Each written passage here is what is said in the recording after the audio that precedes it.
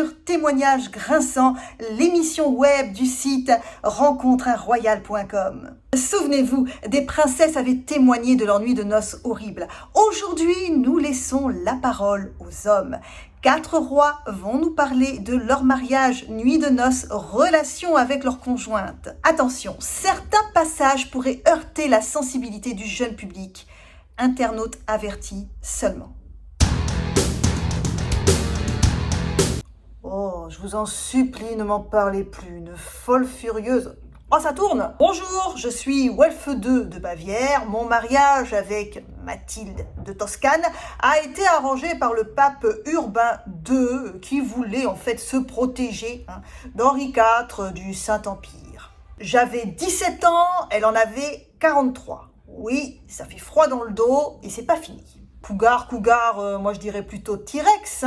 Elle a quand même fait assassiner son premier mari. Ah non, c'est un secret de polichinelle. Et puis, elle a pris les armes au sens propre du terme, et pas qu'une fois. Oh, en plus, elle dirige tout d'une main de fer. Alors, physiquement et moralement, non, rien ne me motivait.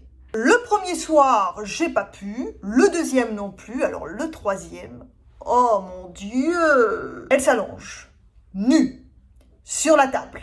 Histoire que tout soit limpide entre nous. Enfin, j'ai bien compris ce qu'il fallait faire. Sauf que ce que comportait Henri Baud, ça n'aide pas.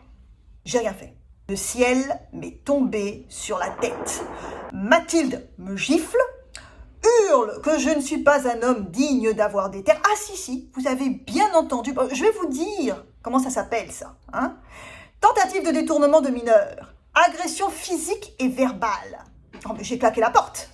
Heureusement, nous nous sommes séparés quelques années plus tard en très mauvais termes et sans enfant, Dieu soit loué. Non, quand ça ne va pas, le divorce, c'est une bénédiction.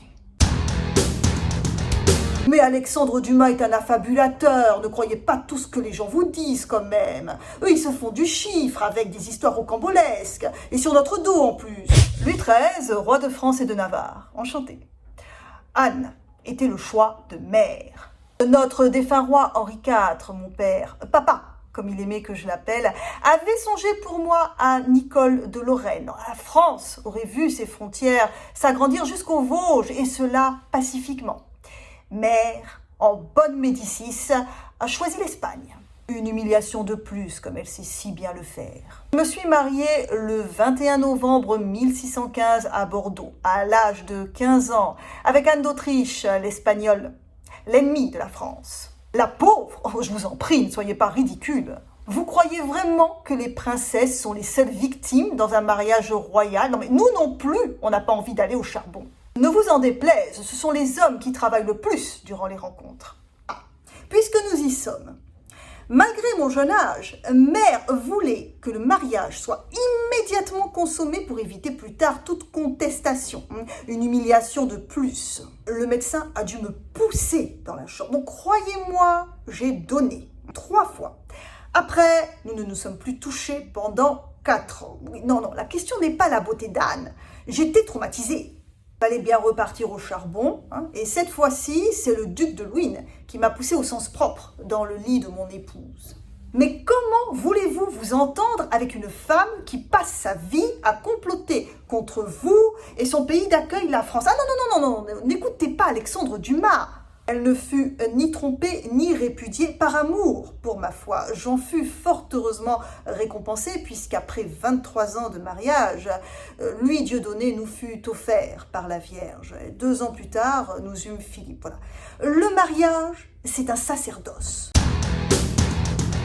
Il y a une sublime robe Balenciaga que j'aimerais porter pour l'interview. C'est pas possible? Voilà, moi c'est Francisco d'Assis de Bourbon, alias Paquita, cousin germain, épouse d'Isabella, reine d'Espagne et roi consort, s'il vous plaît. J'étais une petite fille, elle avait 16 ans. À cet âge-là, on s'imagine tout autre chose. Oh, elle a pleuré, dit « Je ne veux pas épouser Paquita, gna gna gna gna gna ». Mais moi non plus, j'aurais préféré ne pas épouser une femme. Mais bon, il y avait 24 ans, je pouvais gérer la crise. Sa robe de mariée. Matonou avait plus de lacets que la sienne, la jalouse. Elle a fait une remarque à sa meilleure amie à ce sujet, quand celle-ci lui demandait comment s'était passée la nuit de noces. « Mais qu'attendre d'un homme qui a plus de lacets que moi ?» Gna gna gna gna gna gna. T'aimais pas du tout. Après, les choses se sont apaisées. Nous sommes devenus confidents, amis, partenaires, tant dans la sphère professionnelle que privée. Isa, elle aimait le plaisir, un peu trop pour ses partenaires, si vous voyez ce que je veux dire. Nymphomane, c'est ça? Ah oui, le mariage fut fécond.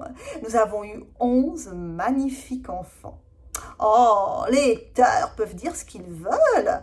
La paternité, ce n'est pas juste concevoir un enfant, un père. Ça éduque, ça protège, ça guide et surtout, ça aime. Barbe bleue? Non, ça ne me dit rien. C'est un de vos amis? Hello ladies, Henry Whit Tudor, roi d'Angleterre et d'Irlande, chef de l'église anglicane, humaniste, et Cora Proud. Oh, Anne de Clèves, oui. Oh, j'ai été un parfait gentleman avec elle. Vous l'avez bien regardée, je veux dire, objectivement. Je saisis cette opportunité pour clarifier certaines choses. Avoir eu 6 épouses ne signifie pas être instable ou obsédé par l'idée d'avoir un héritier mâle. Non, d'ailleurs, qui m'en voudrait? My lady, tout ce que vous entendez sur moi ne sont que pures calomnies véhiculées par mon cousin François. Les Français sont naturellement jaloux des Anglais. Oui, n'accordez aucun crédit à tout ce que pourrait vous dire un mangeur de grenouilles. Je suis beau, sportif, courtois, heureux en affaires. Hélas, en amour, Dieu n'accorde pas tout. Parlons-en de ces dames. Je les ai choyées, aimées, protégées. Et comment elles me remercient? Elles me trompent. Sauf ma belle Jane, que Dieu ait son âme. Oh, je vous en prie, Catherine Parr n'a juste pas eu le temps. Mais bien sûr qu'Anne de Clèves m'a trompée. Enfin, son portrait est photoshopé. Et ça, je suis sûre que c'est avec la complicité de Cromwell. Donc, si j'avais su, j'aurais épousé sa sœur Amelia. Et non, j'ignorais que l'ambassadeur de France avait dit qu'elle était d'une beauté moyenne. Ah ben, vous voyez, c'est la preuve. Cet ambassadeur de France, c'est quelqu'un d'honnête. Je n'ai jamais dit de n'accorder aucun crédit à ce que pouvait dire un mangeur de grenouilles. Ne me faites pas dire ce que je n'ai pas dit, please. Ne pouvant reculer au risque de perdre l'alliance diplomatique, nous nous sommes mariés le 6 janvier 1540. Mais je ne l'ai pas touché. Vous voyez comme je suis bon et galant, mesdames. Aussi fondant qu'une barbe à papa. Non, je n'étais pas impuissant parce que trop vieux. Non, mais cessez de croire les Français. Non, c'est pas eux? Ça c'est un coup des Écossais encore. Non, en réalité, je voulais faire annuler le mariage. Écoutez, elle aurait pu faire un petit effort pour me séduire. Imiter, par exemple, Catherine Howard, sa dame de compagnie. C'est vrai que Kate n'était pas un modèle de vertu, j'ai été obligée de lui couper la tête. Mais oh, bien sûr qu'elle a bien pris l'annulation quelques mois plus tard. Et puis, elle a eu de généreuses compensations, hein, vous voyez, mesdames. Je sais m'y prendre. Anne est une sœur pour moi, désormais. Et so, ladies, j'ai un contender, si vous voulez que l'on échange. Je donne le tout à la production. Bonjour et bienvenue sur Témoignage Groix. Le premier soir, j'ai pas pu. Le deuxième non plus. Alors le troisième, oh mon Dieu. Bonjour, moi c'est Louis XIII et je vis dans un immeuble où on fait des travaux 365 jours dans l'année depuis plus de 6 ans. Voilà, vous pouvez entendre. Voilà. C'est charmant. Du lundi au dimanche, jour férié inclus, évidemment, ça ne s'arrête jamais.